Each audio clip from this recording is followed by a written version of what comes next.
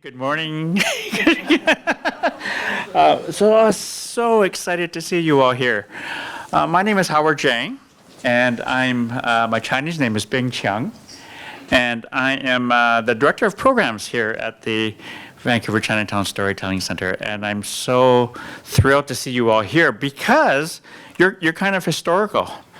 Well, not because of age or anything, so I don't mean it that way, but because this is our first public program here at the center, and I was just so thrilled to be able to have it here. Welcome you to the Chinatown news, behind the covers, inside the covers, underneath the covers. We're so thrilled.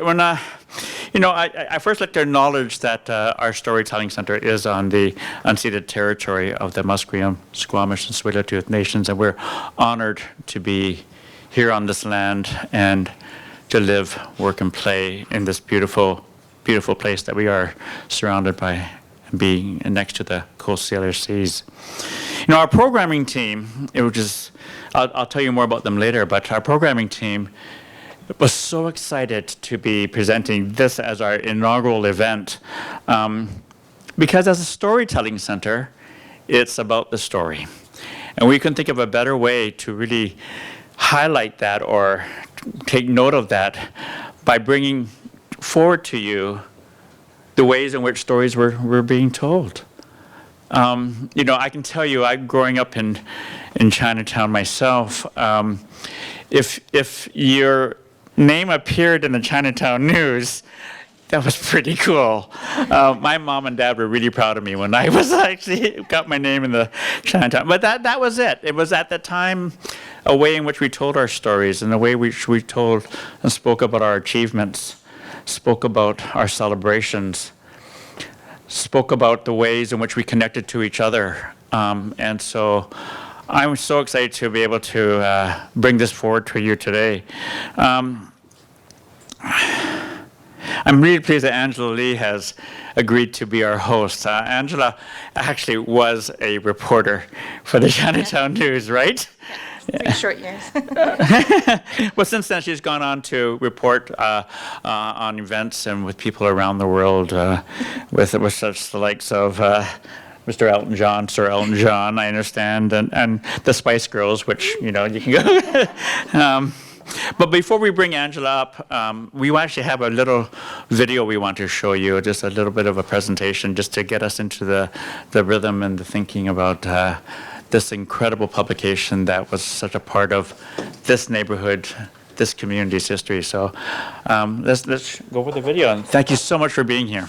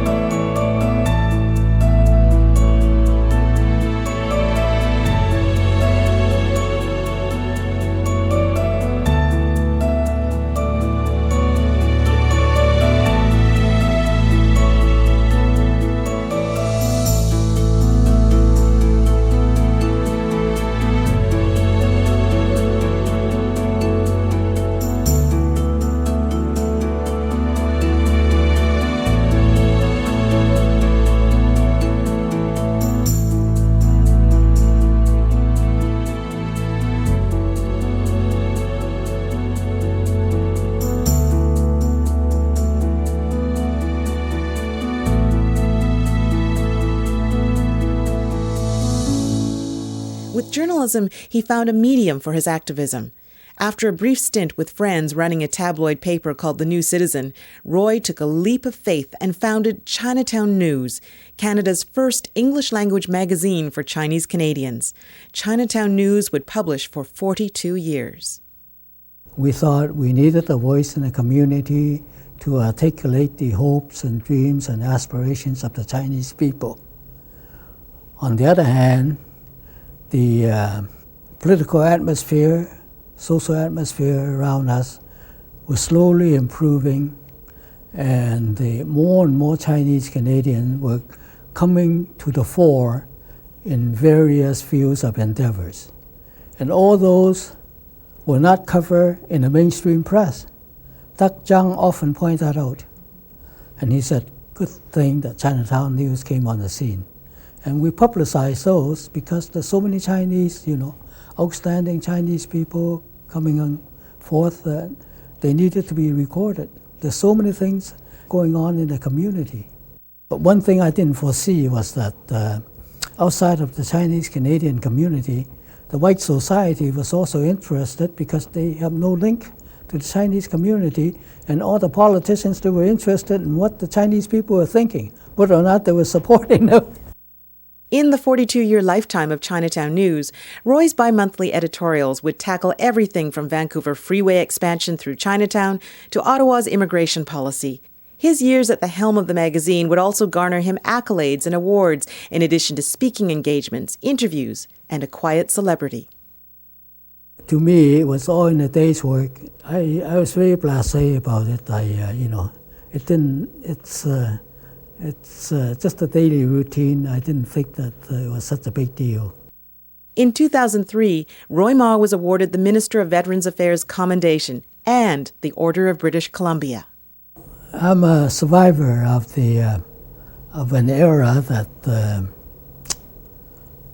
placed a burden on our people, and I feel fortunate that I've been able to survive and accomplish this a little bit. And that was a great video. So everyone, you are in for a treat today, because we have tracked down, by we, I mean Ramona Mah, our event producer, and her team, not one, but 5 of the people who've graced the covers of Chinatown News through its publication history, one for every decade of its publication. So from the 1950s to the 1990s, I'll let you guess who was who. And Howard, where are you, Howard? Okay. Oh, there you are. He was a little too modest to point out the fact that he also made it onto the cover of the magazine in 1993. I think it's when you were appointed general manager of Ballet BC. Okay, excellent. And before I do introduce our speakers and our storytellers today, I was asked to just talk a little bit about what it was like as a reporter for Chinatown News. There's a couple of us, I think, in the audience who wrote for the magazine and went on to edit it as well. So my first encounter with Roy Mah was probably the most enduring image that I have of him. I remember climbing that steep flight of stairs at 459 East Hastings Street in Vancouver on the edge of Chinatown, rounding the corner into his office, and my mind having to expand to take in what my eyes beheld, which was towers and towers and stacks of magazines, of yellowing newspapers, rimming the whole perimeter of his office. And it took a moment or two before I realized that that diminutive figure behind the desk was Roy, Mr. Mah to his face, always Mr. Mah to his face.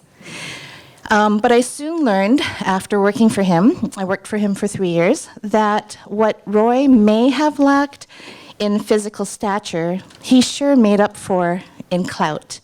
Every day when I did my beat in Chinatown, all I would have to say is, I'm with Chinatown News, and I'd get a, hey, say hi to Roy, or tell Roy I said hi, give him my regards, how's he doing? And it was really clear that he held such a dear place in the heart of this community.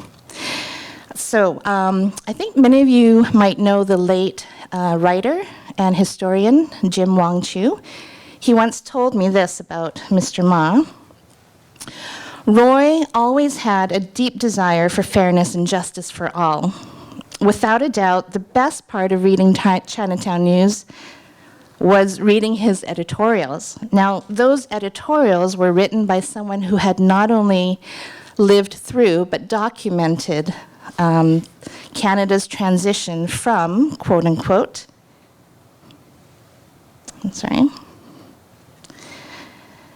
a racist, semi-colonial British dominion to a fully independent and multicultural society.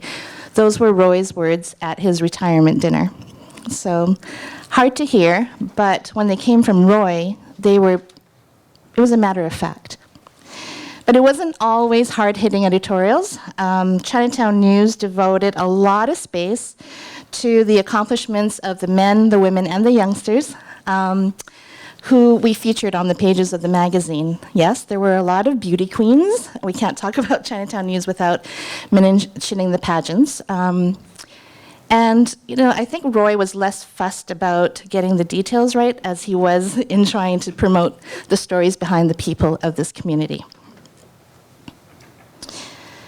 So Chinatown News celebrated what was possible, and it encouraged its readers to dream big. Other stories focused on individuals, and they'd sort of play up what was unique about the person and what set them apart from others. But Chinatown News showed that if one person in the community could do something that was noteworthy, so could everyone else. And this is what Roy had to say about Gary Marr, then Alberta MLA, and we'll hear from him a little bit later today. Roy wrote, if Mr. Marr is a first, the bigger story was that he was not alone. Many more Chinese Canadians are likely to be following him into leading public positions in this country and in the years ahead. So as you listen to our speakers and storytellers reminisce, share their memories about Chinatown, Chinatown News, Roy Mah, I hope that it'll become apparent that Roy's words carry just as much weight, if not more, today about the community that he spent a lifetime championing. Thank you. So today, we're going to call up our speakers, And if you'll just bear with me. There's a reason why I didn't go into broadcasting and I was a writer. So, okay.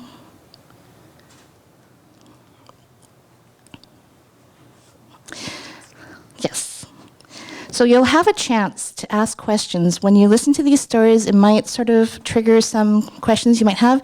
Save them, because at the end we have a short time of Q&A, and you can ask them then.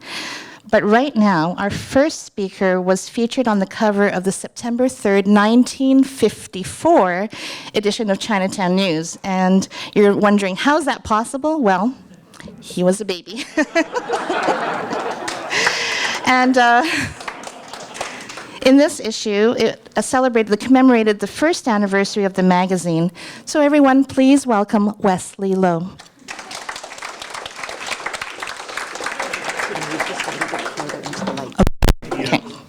When they said, can you tell us a little bit more, any information about you need to introduce? I says, well, you forgot to mention in the bio that I was extraordinarily handsome. Unfortunately, it's been downhill ever since then. Now, while you settle into your chair, Wesley, I'm going to read the caption that accompanied this very cute photo. So, Chinatown is 1 year old today, and so is this equally lusty son of Mr. and Mrs. Robert Lowe of 676 Union Street. They gave away your address, okay? Times were different. Wesley is looking for the birdie to pop out, and we're looking for the early birds to subscribe to another year of good reading in your favorite Chinese Canadian magazine. So it's interesting to note as well, Wes, that this subscription was just $1 for a year. So that was 1954. So 5 cents a copy. I think times have changed again. And Wesley is all grown up now. And he became a composer, a writer of thrillers, and a documentary filmmaker. And he's also exceedingly handsome, as he said. He's no, also... I said it's gone downhill since so then. He's also the chaplain of Pacific Unit 280. Please welcome Wesley Lowe. speak.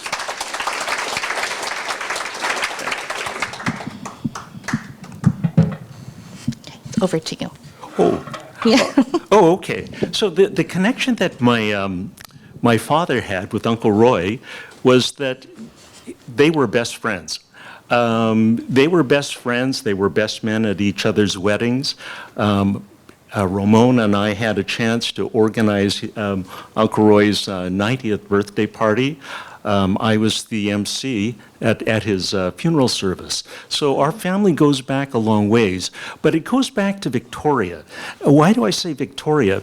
You know, it's not commonly known, but I think that the Victoria Boys, which Doug Jung, the first Chinese Canadian MP, was also part of, was really critical in helping shape Canada for the Chinese. Why do I say that? Well, before that, they didn't have the right to vote. So all these young Chinese guys, mainly guys, were gathering together, and they were sort of saying, what can we do? What can we do? What can we do?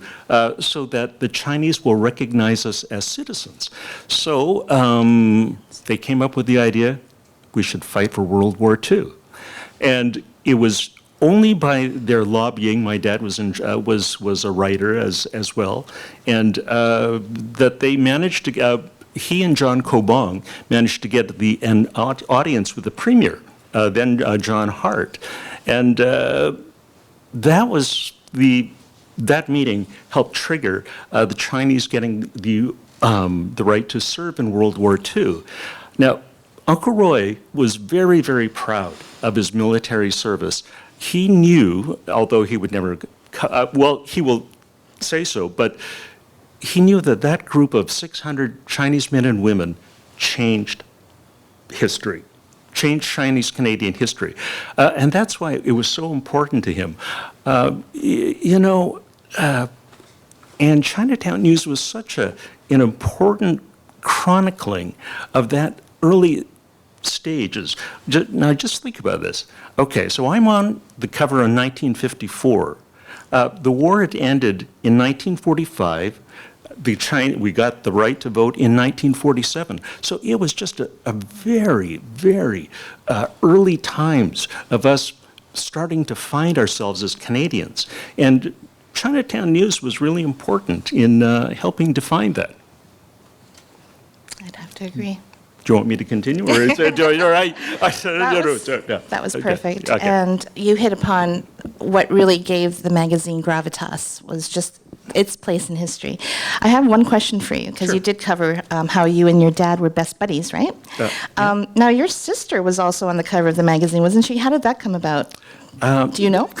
Yeah, because the picture that she was she and Roy's daughter Bonnie were were good friends, and they took a picture together. Oh, excellent. Yeah. Okay, thank you so much, Wesley. Okay, thank you. Thank you. Now, from the December 8th, 1963 edition of Chinatown News, Donna Wong Juliani, please take a seat at center stage. And as Donna takes her seat, I'm just going to say a couple things. Though I think, Donna, you were 21 at the time of your cover, which is the photo behind you. It's gorgeous.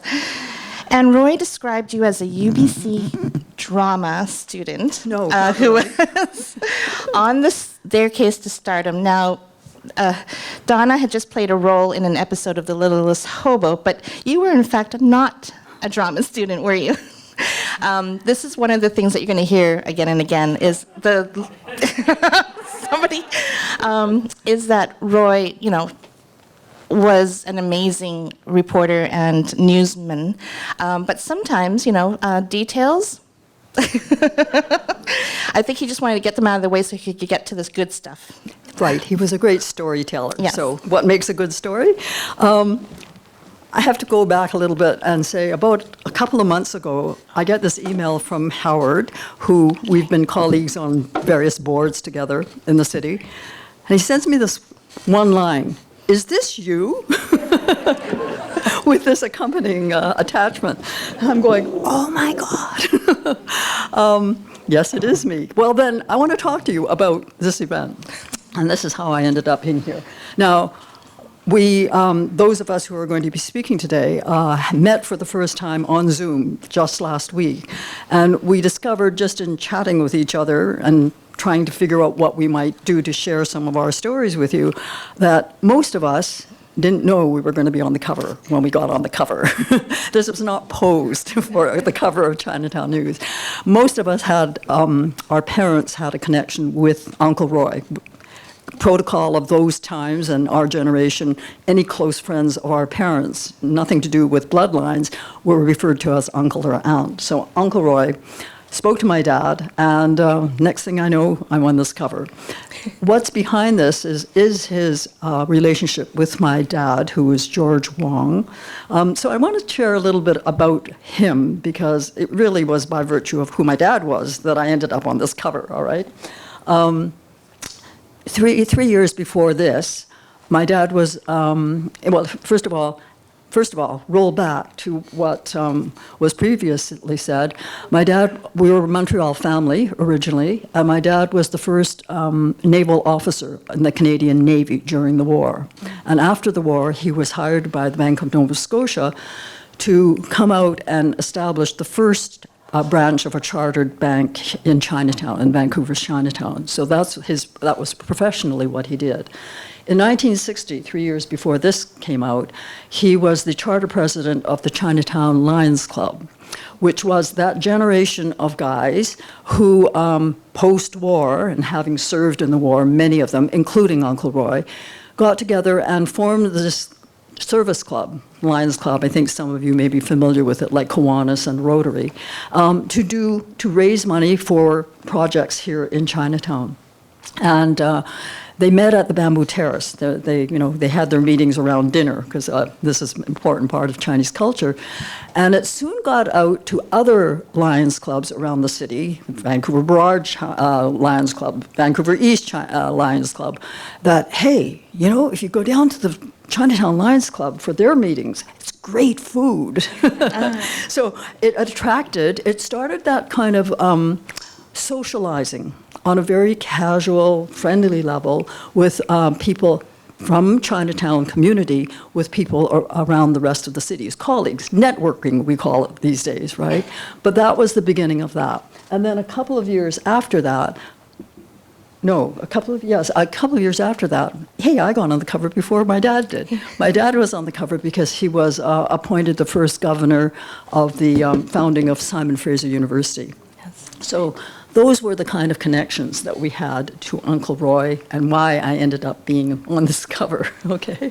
Thank you so much, Donna. I think you covered everything beautifully. Okay, that's it. So I just wanted to say before you left that Donna's had a very long career as a producer and sometimes performer in theater, dance, film, and television. And you are currently artistic associate, right, at Christ Church Cathedral here in Vancouver. Beautiful art space and beautiful space. Yeah. So thank you again, Donna. You're welcome.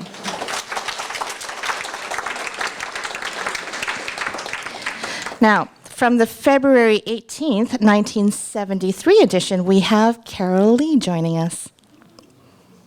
And as Carol's getting settled,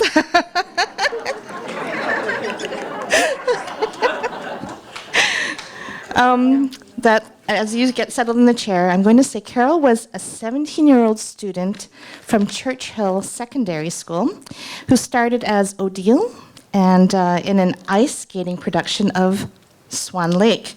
Now, perhaps. Carol is the daughter of Chinatown's first pharmacist, Lim Lee. And Carol didn't pursue, I don't think, a career in professional figure skating, but skated on to a law degree from Osgoode Hall Law School at York University. So she now has a busy practice in real estate, corporate, commercial, and estate planning law with Boughton Law. Is that correct? Yes. Great. So you have the floor. Thanks, Angela. First, Carol, big congratulations. It's a beautiful center that you've opened, and it's wonderful for the community. I see a lot of familiar, maybe not faces, but eyes. in the audience. Aunt Lil, did I see your picture on the cover too? Yeah. Bob Sung, Wendy Lee. Wendy worked for many summers for the skinniest of the narrowest building And yeah. in Chinatown.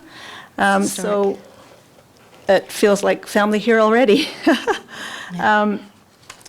And I just want to say about this.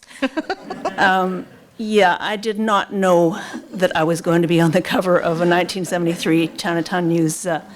But again, my dad also knew Roy, Uncle Roy. And this is what happened. And actually, as a young teen, I was mortified once I found out. Okay. And of course, almost 50 years later, I now look at it and go, okay, it's actually, with some perspective, precious to have. Right. So I've written stuff that I'm going to talk about because erroneously, as our previous speakers have been. So please don't mind me when I look down at my notes. I like to think of Vancouver's Chinatown in the 70s as the golden years, and that's from my perspective because I was a young kid in Chinatown, and I remember going down to Dad's store, and he'd take me out for a special treat, going to get a Buddha cookie at one of the bakeries, or for a real special treat, an apple tart at BC Royal Cafe, I think that's right. I remember going to my uncle's office in the Ford building to watch the yearly peony parades. I remember my brothers and I feeding the lion during the lion dances for the Chinese New Year celebration. So all of that are happy memories for us. And I call them the golden years, although, in the 70s there still were a lot of things that and challenges that Chinatown and the community were having to face. The barbecued meat issues, I guess, finishing off the freeway, or did they call it the freeway? Mm-hmm, mm-hmm. Yeah. What else? The W5 debacle. But through that, as a child, I felt that the community, the Chinese community, was for the most part very cohesive and very supportive of each other, and they were enjoying and seeing, as others have mentioned already, successes both individually and as a community from what they had in the past.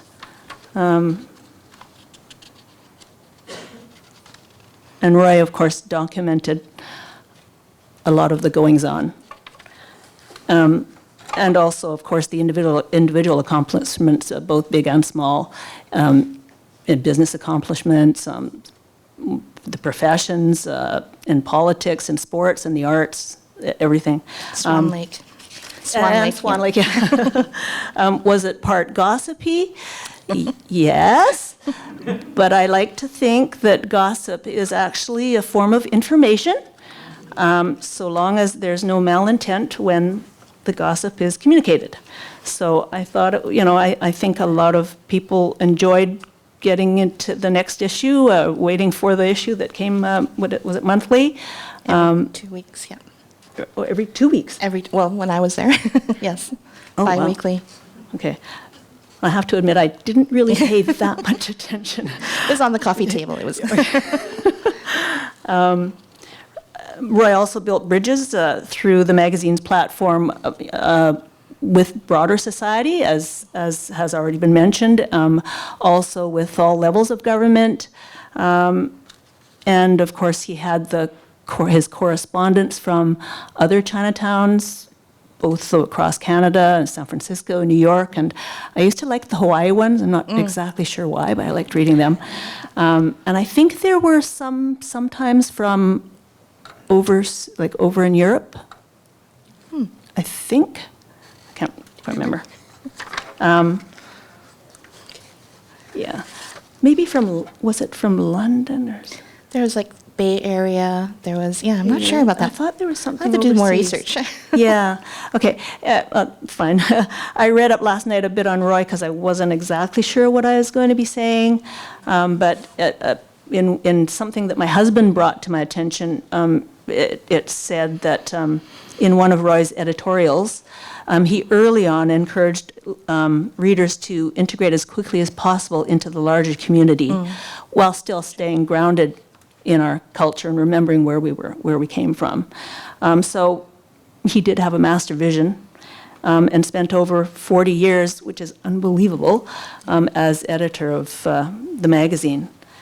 And he really did help move the boulder up the hill for all of us. Great. Yeah, that's, thanks are for, Wonderful memories. And Yeah. just before Carol leaves, so you did answer my first question was how you felt about being on the cover, because most teens would have balked at the fact. I'm pretty sure You've come my around. mom told my dad, do not tell Carol, because she would nix it right away. And yeah. and one of the other interesting tidbits is, and another funny example of typos, in the About Chinatown column, you were described as the daughter of Bob and Lily Lee, who, coincidentally enough, are actually the parents of our Carol Lee. Sorry, I can't see where Carol is. Who's in the audience today, of course, and Carol is, of course, the chair of the Vancouver Chinatown Foundation and the board of directors of the Chinatown Storytelling Center. Roy did correct his mistake, I believe, in the next edition, and he admitted that he had goofed. So, so one last tidbit about Carol. Your dad was perhaps one of Chinatown's most consistent, Chinatown News's consistent advertisers, and he was advertising for decades, and he was also noted as agent for Chinatown News subscriptions. Do you know what his relationship was with Roy in terms of why he wanted to? Roy was about 3 or 4 years older than Dad, and Dad and my mom are both from Victoria, so they had that connection, and they just genuinely liked each other. Okay. Everyone knew Roy, but I know that there was a group of the men who worked in Chinatown and were down in they were in Chinatown every day, and there was a standing table for anyone who could make it to lunch, for anywhere from Monday to Friday. Okay. I think the Ho Ho and Foos. In those days, it would have been called Ho-Hos. Oh. Yeah. We're hearing some memories. That's wonderful. And I think that's probably where a lot of news came out too. So right. Yeah. So all those, magazines and yellowing newspapers, they were just for show. He really got his news around, the Chinatown beat. So thank you so much, Carol. Thanks. Thank you. That was wonderful.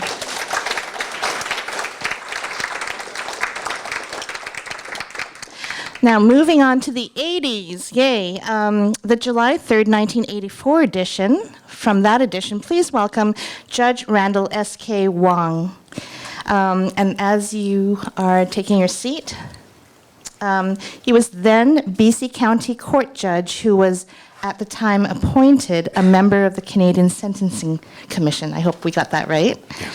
And Judge Wong is on record as BC's longest-serving judge and the first federally appointed judge with a career that spans 50 years. And during that time, Judge Wong rose to serve on the Supreme Court of BC and was featured twice on the cover of Chinatown News. Or was it more than twice? I have twice. Once in 1967. 4 times. 4 times, okay. I think 2 of those 4 times, once was in 1967, and you were, I think, a municipality prosecutor, and again in 1984 as county court judge. So many know Judge Wong affectionately as Bud, and from the days when you waited tables at your parents' Ovaltine Cafe. Is that right? Yes. Wonderful. You have the floor. All right. Just following up on that, because I was around so long that when I retired as the longest-serving judge in BC history, they gave me the nickname of Judicial Dinosaur. And there was also a standing joke that I had a relationship to Stonehenge, and they say, well, what is that? And they say, well, we are both old, we don't move, and people continue to wonder how we got here. You might want to sit a little closer to the mic, maybe. All right. And, well, what I remember about Roy is, as mentioned, his office was about in the 400 block, so it was 2 blocks east of the Ovaltine Cafe, which was near Main and Hastings. And it was a very popular place. And Roy would, if he wasn't down in Chinatown having lunch, he would sometimes slip into the Ovaltine. And I saw him then because I was working for my dad as a teenager. And then more so when I was sometimes working at the night shift from 4 p.m. to 1 a.m. with my maternal uncle, Delbert Chow, who was also a Second World War veteran and knew Roy from the Army days. So when Roy was meeting a publishing deadline, he would come down to the Ovaltine for supper, and they would sit down and they would have a gab, and I would listen in to what they were talking about. And I knew that Roy was everywhere. I mean, he covered all the social events like seniors' birthday parties, anniversaries, weddings, and I think a lot of it stems from the fact that, you know, I'm probably one of the oldest persons in the room here, and in our parents' generation, everybody grew up in Chinatown. They lived predominantly Shanghai Alley, Canton Alley, and in its environs, and everybody knew each other. And those of us who went to Chinese language school, and there were 3 in Vancouver at the time, the Wakiu, Munkiang, and Daigong, which is the Freemasons building. So Chinese kids, if they lived in the Strathcona, they would hustle after public school dismissed them at 3 o'clock to go down to one of the Chinese language schools for 2 hours every day and 2 hours on Saturdays. So as a result, those of that generation knew each other, and because our parents knew each other. And this continued when we went to, those of us who went to UBC and belonged to the Chinese Varsity Club, we renewed friendships there. And basically, we dated each other, and it was rather unusual because if I brought a date over to my place, my mother would take a look at her and she says, "I know the parents." Anyways, as the Chinese dispersed into other areas of the city in the 50s, and Roy was starting up his magazine, he had to find some way to keep in touch, and as been described, it was really relating what the people were doing, and a lot of Chinese, particularly the veterans, they were given financial help, all returning veterans, to go to universities, and they were the first of their families, as all Canadians, to attend university with financial help. So a lot of them went out and became engineers and the such. But it took a while before they entered into the professions. And Roy sort of kept track of those who were trailblazers. And he wanted to report on them as to what they achieved. Because those Second World War veterans who, as Wesley stated, there were over 600 of them, and they included some women too, Chinese Canadian women who served. And when they came back, you know what their motto was? 1 war, 2 victories. In other words, one victory was to assist Canada in defending itself, and the second one was trying to get the right to vote. And they had the strong moral position to say, we serve king and country, now please give us the right to vote. And Roy and the other ones lobbied Ottawa, and, along with the elders of Chinatown, such that in 1947, they amended the the Chinese Exclusion Act and gave the Chinese the right to vote for the first time since the 1880s. And of course, they opened up the immigration system so that there was family unification. And Roy wrote about that. And there's another aspect about Roy that a lot of people didn't know, and I was discussing this with Gary earlier. Roy was part of that generation that was trying to also support Chinese labor into being accepted into the trade unions. And and because he was fluent in both Chinese and English, he was a leader to get them to join up. Some of them, you may not realize, who joined them and struck and disobeyed court injunctions obtained by their employers, went to jail. Some of them served 6 months for doing that. But they were supported by the CCF, which is now which was the forerunner of today's NDP party. So Roy did a lot of that, and I have very fond memories of him, and particularly of our generation. Excellent. You touched on a very important fact, which was Roy came up through the ranks of organizing unions and such before he cut his teeth as a newspaperman. So thank you for bringing that part up. And thank you for all those wonderful memories and sharing them with us. Now, I had missed the edit that you were on the cover for 4 times. That's right. And do you know who the other person was from the community who was also oft featured? I'm sorry? Do you know who the other person who was just as featured as often as you were on the cover? Can you take a guess who that would be? I think Doug Jung was. You got it. That's right. Well, Doug Jung, Doug Jung was my mentor. Oh, okay. Oh, and wonderful. so I sort of followed him, and there were others, very, very much, like Jack Lee. He practiced in Chinatown. And he was the class of 62, and I was in the class of 66. Amazing. But mind you, back in those days, I think we had 2 Chinese in that law class, and we had 3 women in that law class. And now, when I see the number of women in law, a goodly number of them are Chinese Canadian women. Wow. Which Thank is you. a change. And when I was first appointed as a judge in '74 as a provincial court judge, there were 3 women in the whole judiciary of British Columbia. Today, women constitute 40% of all the judges in this province. Excellent. Thank you so much. Thank you, everyone. Judge Wong.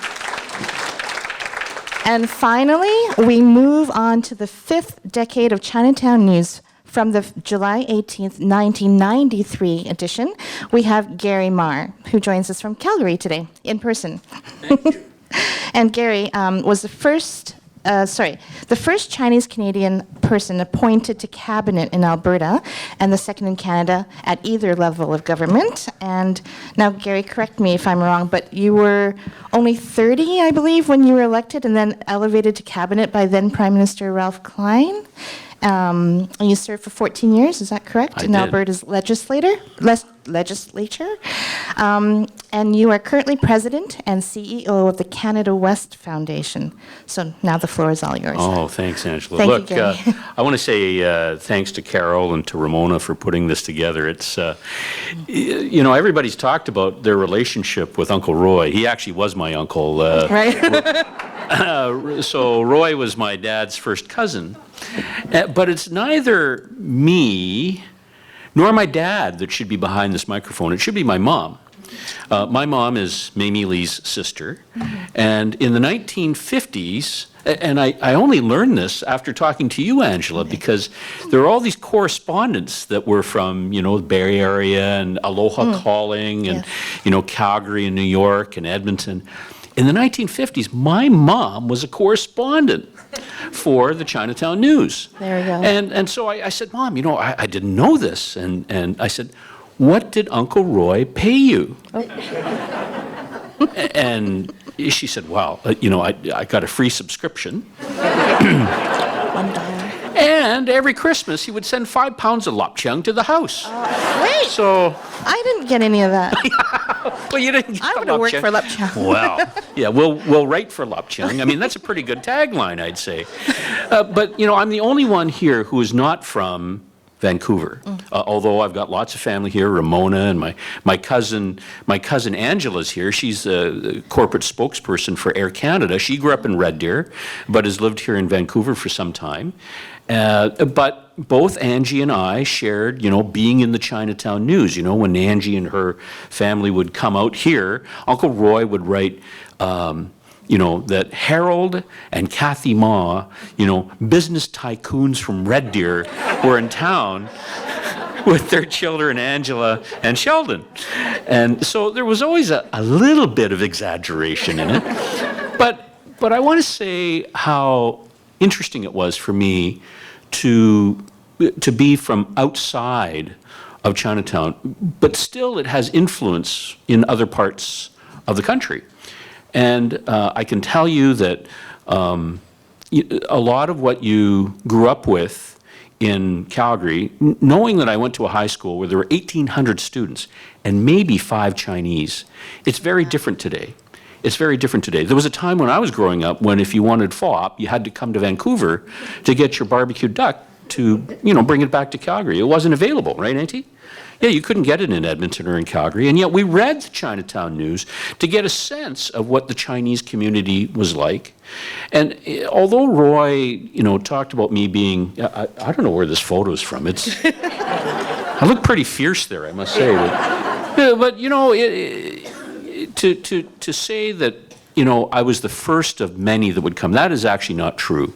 There were people like Douglas Chung. There was, in the 1980s, under the Davis government, there was a minister of natural resources named Bob Wong from 1987 to 1990. And I was the first one in Alberta in 1993. So I came after Bob, and I think Roy actually got that right in the piece.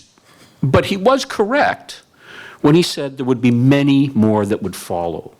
And I think that he was prescient in this way. He was able to not only talk about what he wanted to see happen, he lived long enough to see it actually happen. And it was through his writing, through his advocacy, that allowed people like me not only to get elected, but ultimately to be appointed to cabinet. And I spent 14 years there. And then I was called to diplomatic service, and I spent 8 years at the Canadian Embassy in Washington and later in China. And to have learned all those things about where we came from, about where our families were from, helped me enormously, both politically and in my life thereafter. So professionally, I benefited from Roy's wisdom.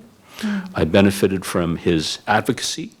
And I want to say that as we were watching the earliest videos where there were lots of people on the cover, Auntie Mamie, you've been on the cover, Auntie Lil, you've been on the cover.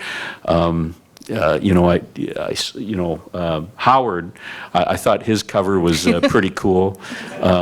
I regret to inform my cousin Jeffrey that he never made the cover.